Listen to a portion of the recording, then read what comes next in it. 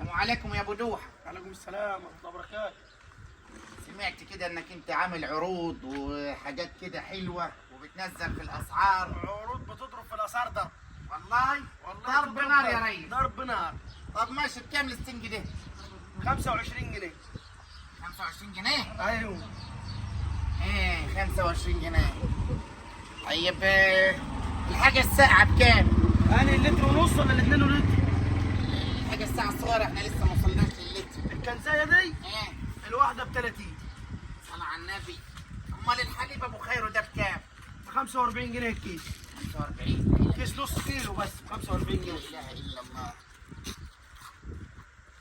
امال ده بكام ده؟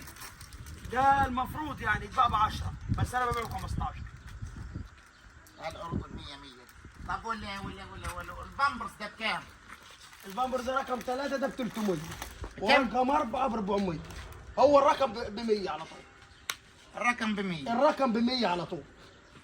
عروض مش هتلاقيها عند اي حد، ضرب نار. ضرب نار والله، ضرب نار. والاندومي الخضار ده بكام؟ الاندومي الخضار ده ب 10 جنيه. ب 10 جنيه؟ ب 10 جنيه على طول. يا ابني عروض هادي. هي كده العروض؟ هي كده مفيش، بقول لك ضرب نار، ضرب فوق كده. يا اخي غر إله يعرضوك على جهنم الحمراء.